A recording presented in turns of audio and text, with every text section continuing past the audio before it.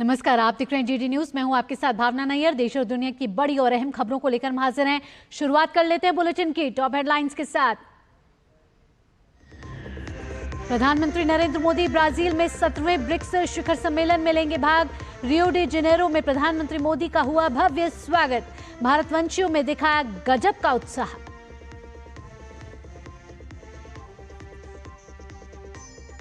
गृह मंत्री अमित शाह ने गुजरात के आणंद में अमूल और एनडीडीबी के विभिन्न कार्यों का किया लोकार्पण। देश के आर्थिक विकास में सहकारी समितियों के योगदान को सराहा। जेपी नड्डा और सीएम रेखा गुप्ता ने आयुष्मान भारत पंजीकरण वैन को दिखाई हरी झंडी। नियुक्ति पत्र भी किए वितरित। नड्डा ने कहा, सरकार गरीबों के विकास के लिए प्रतिबद्ध।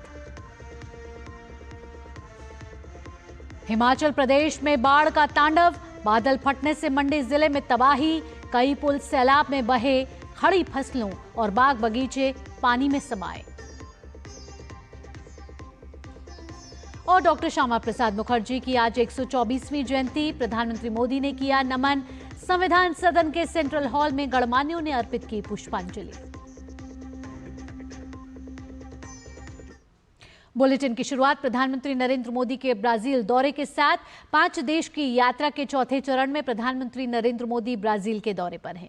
प्रधानमंत्री मोदी रियो डी जेनेरो में आयोजित 17वें ब्रिक्स शिखर सम्मेलन में हिस्सा लेने वाले हैं। इसमें वैश्विक शासन सुधार, जलवायु परिवर्तन चुनौतियों, आर्टिफिशियल इंटेलिजेंस सहित अन्य मुद्दों पर चर्चा होगी। सम्मेलन के बाद प्रधानमंत्री मोदी ब्राजील के राष्ट्रपति लुइस इनासियो लुला डी सिल्वा के साथ द्विपक्षीय बैठक करेंगे, जिसमें कई महत्वपूर्ण समझौते होने की संभावना है। प्रधानमंत्री नरेंद्र मोदी जब ब्राजील के रियो डी जेनेरो के होटल पहुंचे तो बड़ी संख्या में मौजूद भारतवंशियों ने उनका भव्य स्वागत किया। इस मौके पर बच्चों से लेकर बुजुर्गों तक की मौजूदगी देखी गई। उन्होंने प्रधानमंत्री मोदी की अगवानी ढोल नगाड़ों के साथ नारों से की। कई लोगों ने प्रधानमंत्री मोदी के साथ संवाद भी किया और उनकी एक झलक पाकर खुशी भी व्यक्त की। गौरतलब है कि ब्राजील में बड़ी संख्या में भारतीय रहते हैं।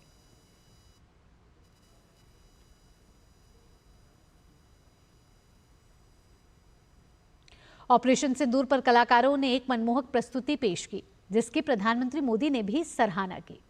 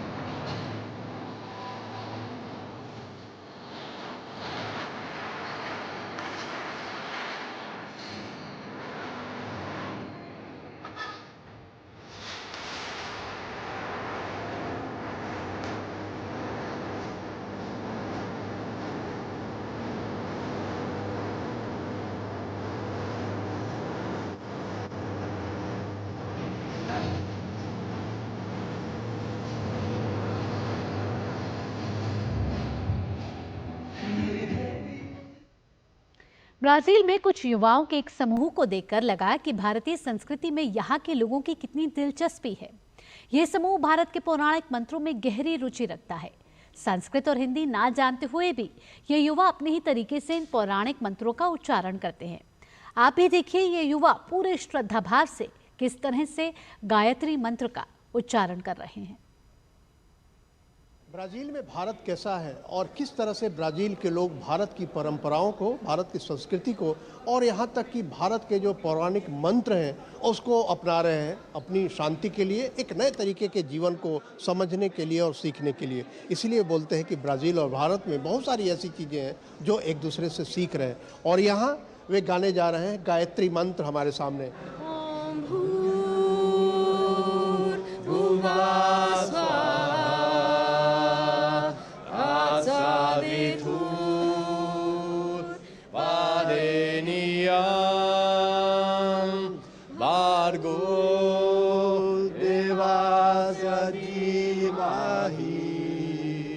Dio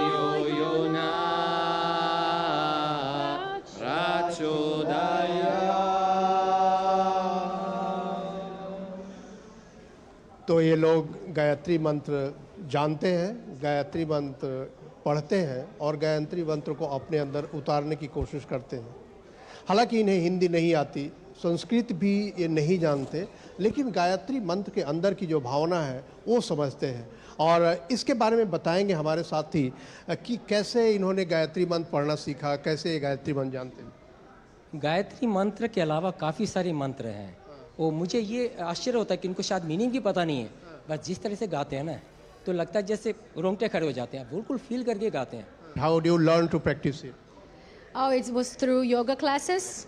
And the first time that I already chanted at home, but the first time that I chanted in front of other people was in a kirtan.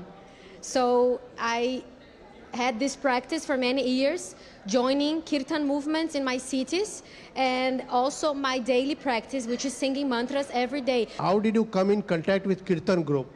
Brazilian people that went to India received the teachings and brought it for us. That was my first contact, and I'm very happy for it because it was how the culture came to me, and I was touched by it. Brazil के कुछ लोग भारत में गए थे और जब वे भारत से लौटकर ब्राज़ील आए तो भारत की संस्कृति को भी लेकर यहाँ आए और उन्हीं के माध्यम से उन्होंने कीर्तन ग्रुप बनाया। और जब प्रधानमंत्री नरेंद्र मोदी यहाँ आ रहे हैं ब्रिक्स शिखर सम्मेलन के लिए और ब्राज़ील के राष्ट्रपति लुला डी सिल्वा के साथ बायलैटरल मीटिंग के लिए, उस समय ये लोग यहाँ मौजूद रहेंगे और अपनी संस्कृति से प्रधानमंत्री को अवगत कराएंगे। कैमरामैन पीयूष वर्मा के साथ रियो द जेनेरियो से मैं अखिलेश सुमन।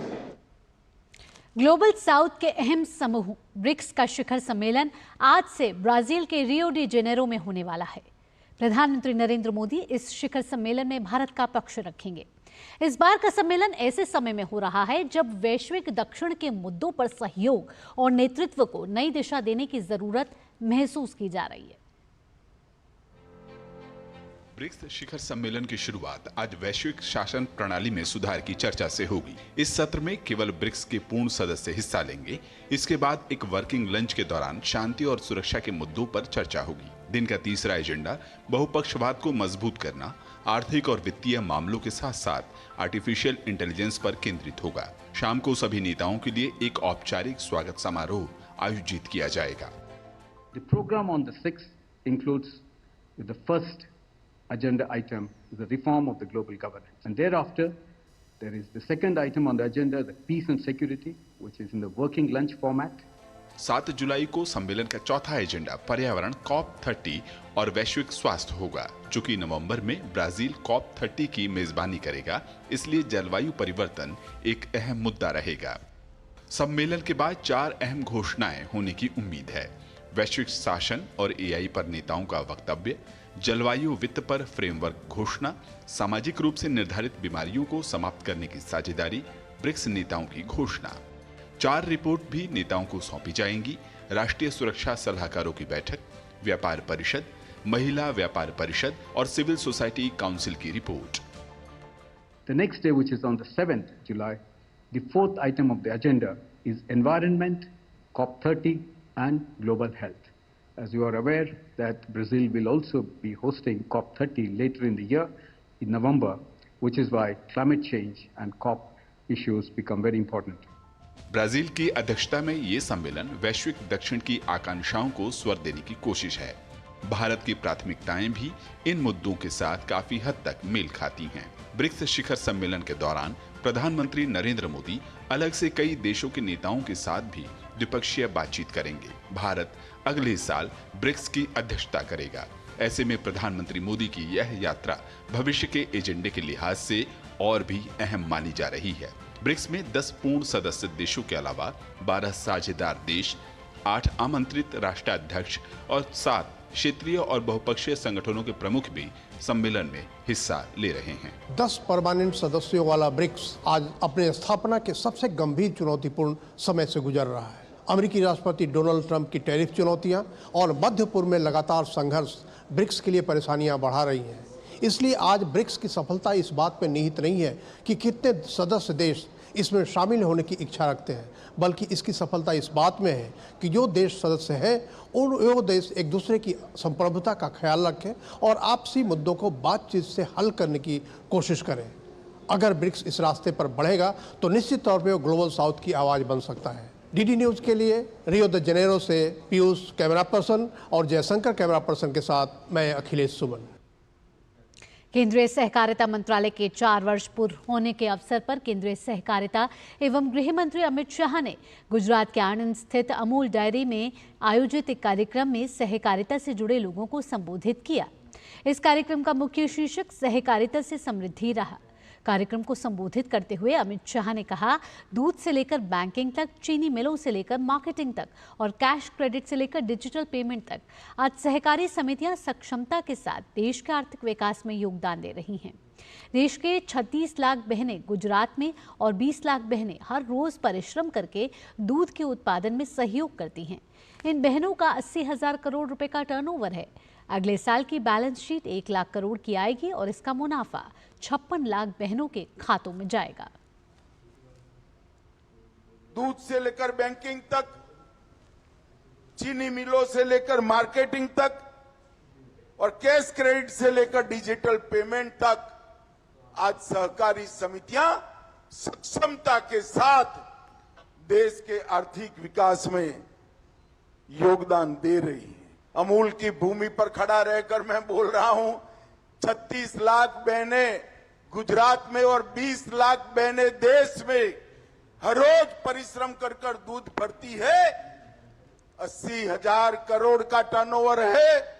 अगले साल की बैलेंस शीट 1 लाख करोड़ की आएगी और इसका मुनाफा मेरी ये 56 लाख बहनों के अकाउंट में जाता है।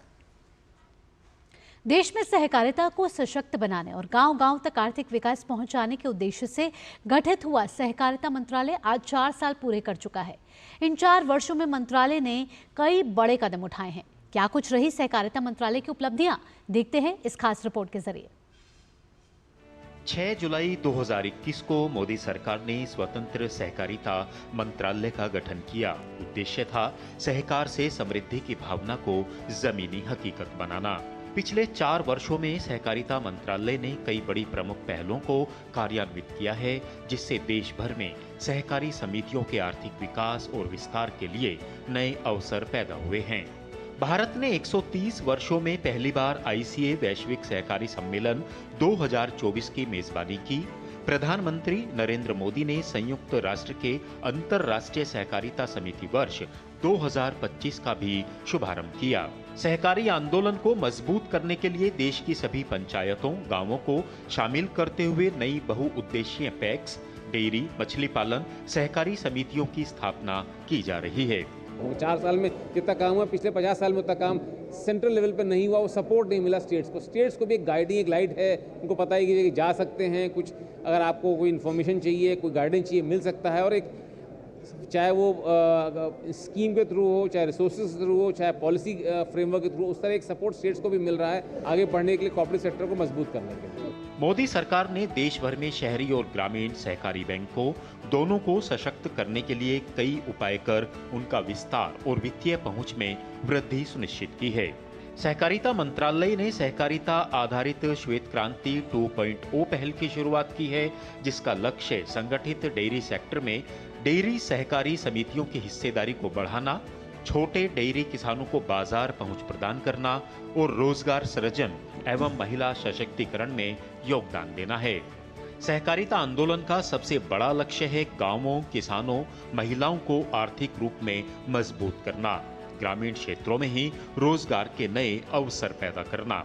सहकारिता के माध्यम से किसान को काफ़ी फायदा भी हो रहा है। जैसे MSP कंप्यूटरकरण जो निकला है, जो भारत सरकार, जो अमित शाह का जो अति योजना है कंप्यूटरकरण का, वो बहुत ही सक्सेसफुल है। बहुत अच्छा काम कर रहा है जो सहकारिता का काम है, और हर चीज़ ऑनलाइन हुआ, सब लोग के जानकारी में है।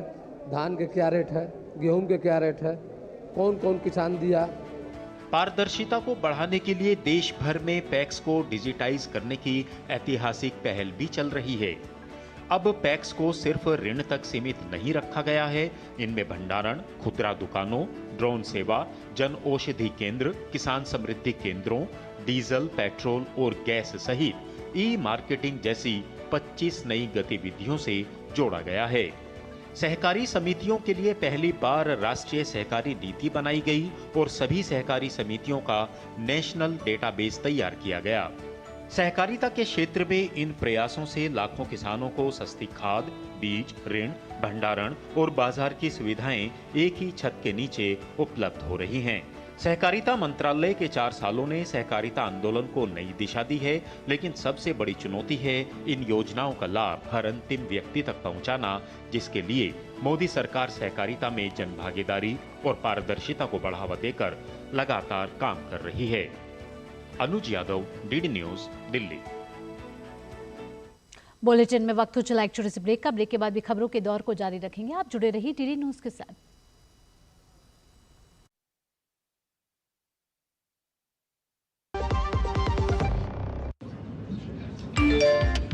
Work from home, high salary, बस एक क्लिक में। अरे वाह! अनजान लिंक्स पर क्लिक मत कीजिए। आरबीआई कहता है जानकार बनिए, सतर्क रहिए। मेरी पसंद, मेरी पसंद, मेरी पसंद, मेरी पसंद, हमारी पसंद, हम सबकी पसंद।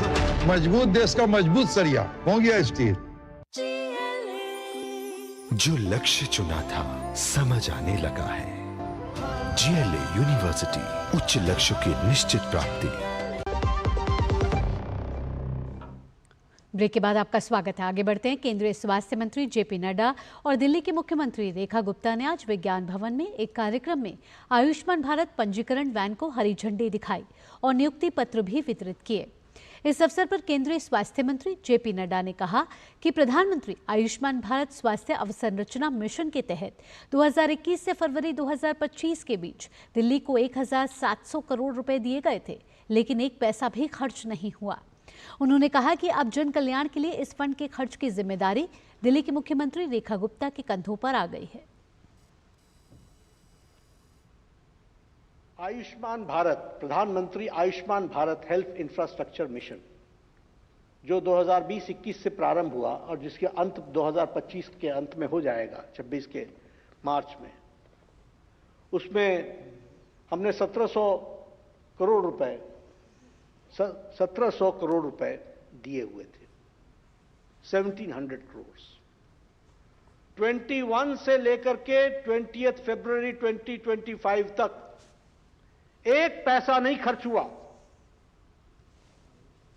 और अब ये रेखा जी के कंधों पर बड़ी भारी जिम्मेवारी आई है कि उनको अब 8 महीने के अंदर ये 1700 करोड़ रुपए खर्च करके दिल्ली की जनता के लिए लगाना है। दिल्ली की मुख्यमंत्री रेखा गुप्ता ने आनंद विहार में आयोजित महारक्तदान शिविर का निरीक्षण किया। इस दौरान मुख्यमंत्री रेखा गुप्ता ने लोगों से ब्लड डोनेशन की मुहिम से जुड़ने का आह्वान किया।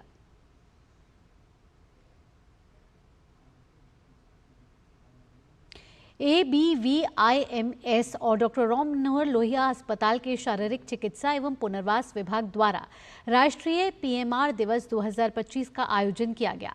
विकलांगता होने से पहले ही रोके विषय पर आधारित इस कार्यक्रम का मकसद लोगों को समय पर इलाज, सही जानकारी और बचाव के तरीकों के बारे में जागरूक करना था। इस कार्यक्रम में विभिन्न जागरूकता गतिविधियां आयोजित की गई। दिव्यांगजनों को उनके कौशल और क्षमता के अनुसार रोजगार के अवसरों की जानकारी दी गई। इस सत्र का उद्देश्य दिव्यांगजनों को आत्मनिर्भर बनाने और उन्हें समाज की मुख्य धारा से जोड़ने में सहायता प्रदान करना था। पश्चिम बंगाल विधानसभा में नेता प्रतिपक्ष और भाजपा नेता शुवेंदु अधिकारी ने बिहार में मतदाता सूची के स्पेशल इंटेंसिव रिवीजन को अच्छा कदम बताया है। शुवेंदु अधिकारी ने कहा कि पारदर्शिता के लिए ये जरूरी है और ऐसा होना भी चाहिए। उन्होंने कहा कि बंगाल में भी ऐसा होना चाहिए। अच्छा कदम, ट्रांसपेरेंट कदम ये होना चाहिए। देश के अंदर जो घुसपैठिया वोटर लिस्ट में नाम लेकर रखा है, फर्जी आई कार्ड, फर्जी आधार कार्ड, ये लोग को पूरा वोटर लिस्ट से निकल देना चाहिए। बंगाल में भी होना चाहिए। लाख आपका जो घुसपैठिया है, खास करके रोहिंग्या मुसलमान, उसका नाम है, उसका फॉल्स आधार कार्ड है, बर्थ सर्टिफिकेट फॉल्स है, सब फॉल्स है। ये लोग को डिटेक्ट करके देश की नागरिक, देश के वोटर होना चाहिए। और अब बात कर लेते हैं हिमाचल प्रदेश में बादल फटने की घटनाएं जो थमने का नाम ही नहीं ले रही हैं। मंडी जिले के पधर उपमंडल की चौहार घाटी में बादल फटने से तबाही मच गई है। बादल फटने से तेज सैलाब आ गया। सैलाब की वजह से गांव के पास बना एक वाहन योग्य पुल और 3 पैदल पुल पानी में बह गए। स्थानीय लोगों के मुताबिक नाले के किनारे बसे ग्रामीणों की उपजाऊ जमीन, खड़ी फसलें और बाग बगीचे भी पानी और मलबे में समा गए।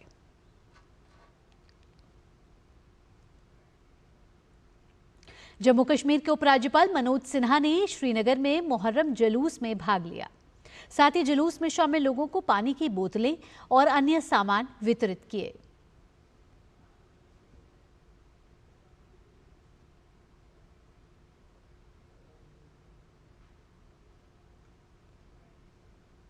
बुलेटिन में आगे बढ़ते हैं। प्रधानमंत्री नरेंद्र मोदी ने डॉक्टर श्यामा प्रसाद मुखर्जी की 124वीं जयंती के अवसर पर उन्हें श्रद्धांजलि दी है।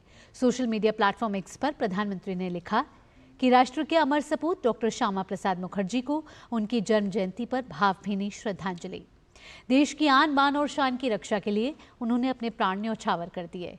उनके आदर्श और सिद्धांत विकसित और आत्मनिर्भर भारत के निर्माण में बहुमूल्य हैं। डॉक्टर श्यामा प्रसाद मुखर्जी की जयंती पर संविधान सदन के सेंट्रल हॉल में उन्हें पुष्पांजलि अर्पित की गई। लोकसभा अध्यक्ष ओम बिरला, केंद्रीय स्वास्थ्य और परिवार कल्याण मंत्री जेपी नड्डा, रेल मंत्री अश्विनी वैष्णव, राज्यसभा के उपसभापति हरिवंश समेत तमाम संसद सदस्यों ने मां भारती के महान सपूत को श्रद्धांजलि दी।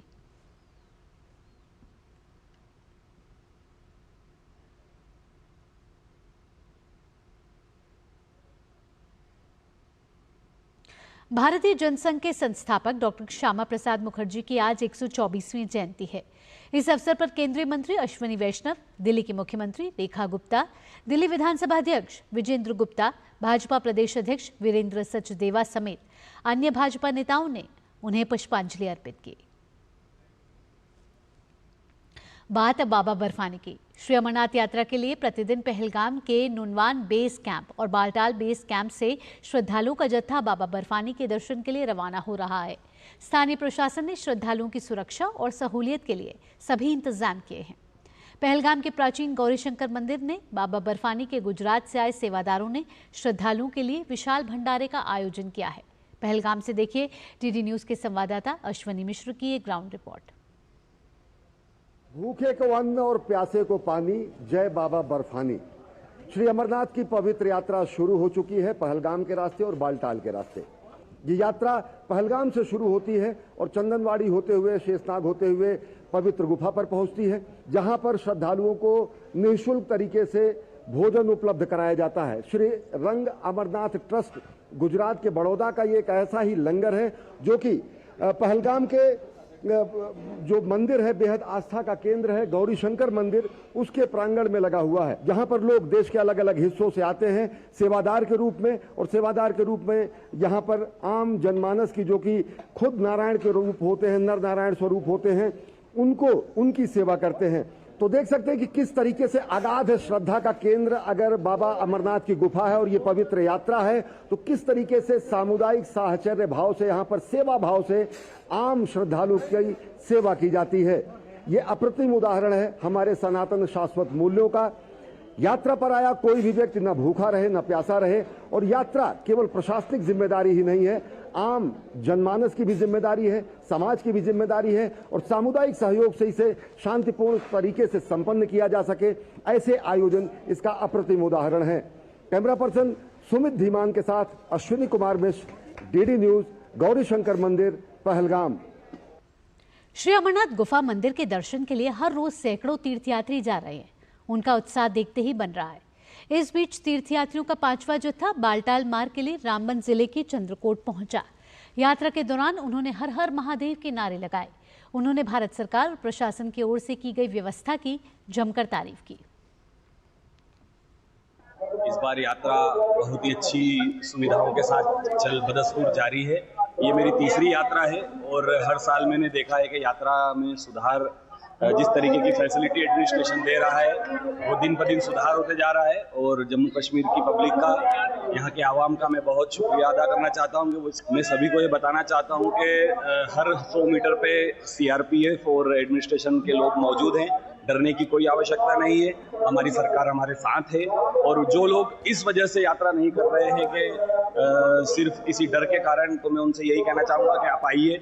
यहाँ सब लोग आपका खुले दिल से इंतजार कर रहे हैं, बाबा बैठे हैं सबकी रक्षा के लिए, और आप बिल्कुल आइए, बिल्कुल मत डरिए। लोगों में उत्साह और ज़्यादा बढ़ता जा रहा है और वो अच्छे से कर रहे हैं और सारी व्यवस्था एडमिनिस्ट्रेटिव की अच्छी व्यवस्था है और सीआरपीएफ की चप्पे चप्पे में सीआरपीएफ वगैरह भी लगा हुआ है, उससे हम लोगों को थोड़ा सा अच्छा प्रोटेक्शन मिल रहा है। बुलेटिन में फिलहाल इतना ही, दीजिए अनुमति, नमस्कार।